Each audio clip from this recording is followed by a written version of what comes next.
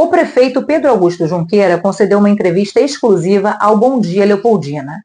No primeiro episódio da série, você vai saber o que ele falou sobre eleição, relacionamento com a Câmara Municipal, desentendimento que teve com alguns vereadores ao longo do primeiro mandato, as suas realizações e também os seus planos para o futuro. Eu imaginava em algum momento ter um índice tão alto assim de votação, de superar 87%, ser um recorde, né, para a nossa cidade? Eu, na verdade, nunca sonhei de ter uma aprovação tão positiva da população de Leopoldina. Isso foi uma coisa que me surpreendeu de maneira extraordinária. Mas a a gratidão que a população teve comigo, eu imagino, com toda sinceridade, que foi até maior do que eu mereço. Mas é uma equipe, e nós tivemos a felicidade, quando nós montamos o governo, de procurar fazer um time de técnicos, de pessoas que tinham alguma coisa a contribuir em cada área. E essa nossa escolha e essa nossa tendência foi positiva. É a mesma coisa, você montar um time de futebol, você tem que procurar colocar jogadores que tenham condição e eficiência naquilo que fazem em cada setor. Foi o que aconteceu ali. E na primeira eleição que o senhor participou, o senhor chegou como um azarão, né? Ninguém acreditava que o senhor iria ganhar, era desconhecido assim da grande população. E isso mudou completamente, a mesa virou e o senhor veio como não só como grande favorito, a ponto de até vereadores da oposição buscarem se manter neutros para não ir contra o senhor. O que o senhor acha que foi essa virada de mesa? O que foi a chave que fez o senhor sair do grande azarão para o grande vencedor? Foi justamente porque eu costumo falar que as palavras falam e os exemplos gritam. E foi com exemplos de trabalho, exemplos de ter sempre em mente que nós precisamos de servir a população. Nós que temos cargos públicos, nós temos a obrigação de servir, nós temos a obrigação de falar a verdade, e as pessoas gostam quando falamos a verdade, quando nós não temos condição de fazer aquele atendimento que eles estão pleiteando, mas que está no nosso radar, que aquele pleito é justo, mas que nós não temos, mas assim que tivermos, nós vamos tentar viabilizarmos. Foi assim que nós fizemos a nossa gestão, sempre procurando com transparência mostrar a realidade da coisa e mostrar que nós estávamos caminhando.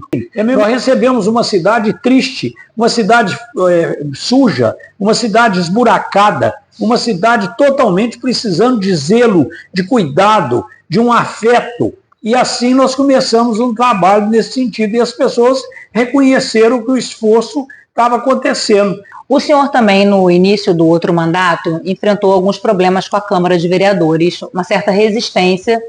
Embora isso tenha melhorado ao longo, né, desse primeiro governo, ainda teve aí algumas questões no caminho. Como o senhor espera que será essa relação com a nova Câmara, já que houve uma renovação de 70%? Veja bem, quando nós fomos eleitos prefeito, nós tínhamos apenas uma vereadora, que foi a Enezinha Xavier, que inclusive nos ajudou muito. A partir daí, nós introduzimos uma trilha do diálogo, reunindo aqui nessa sala, nessa mesa, coisa que não acontecia em Leopoldina, os prefeitos anteriores não tinham esse costume, e eu passei a adotar esse costume de chamar os vereadores aqui para debater temas importantes da cidade, que mostrar de maneira assim muito clara a nossa visão e a nossa vontade e o nosso planejamento daquilo, mas sempre com aquela preocupação e sempre procurando exercer o papel que o contraditório é importante e que muitas vezes a opinião diferente da nossa faz com que a gente possa até melhorar a nossa, né? E o inverso também. E ali nós começamos a conversar com os vereadores que brigar com as ideias é uma coisa positiva, nós não podemos brigar com as pessoas. E a partir daí nós conseguimos, não a adesão de todos, não conseguimos, mas pelo menos conseguimos a adesão da grande maioria. E essa adesão, através do diálogo da grande maioria, foi a chave principal para que nós pudéssemos ter êxito nessa empreitada. Que apesar dos radicais, que eram poucos, mas que existiam, e até de uma forma deselegante com o prefeito, a maioria não, a maioria aprovou as nossas ideias e os projetos para que nós pudéssemos caminhar.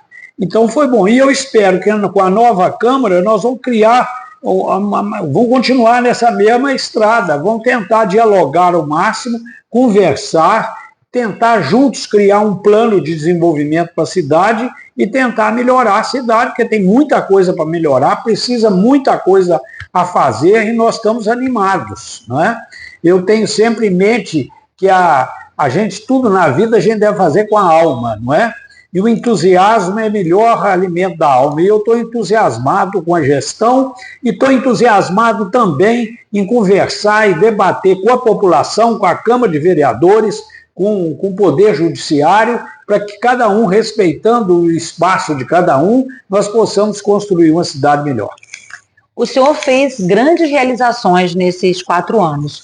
O que o senhor considera que foi o carro-chefe desse primeiro mandato? Qual ação ou qual projeto, qual conquista para a cidade o senhor considera que foi a grande conquista? Apesar de obras até importantes, a grande conquista nossa foi justamente mudar a autoestima da cidade, elevar a autoestima, fazer com que as pessoas gostassem daqui, que as pessoas falassem: isso aqui é um pedacinho de Minas Gerais bom para se viver. Isso é fundamental, porque é a partir daí que nós vamos conseguir viabilizar os outros projetos. E sempre em mente que sozinho nós podemos até andar com mais rapidez, mas juntos nós podemos ir até muito mais longe.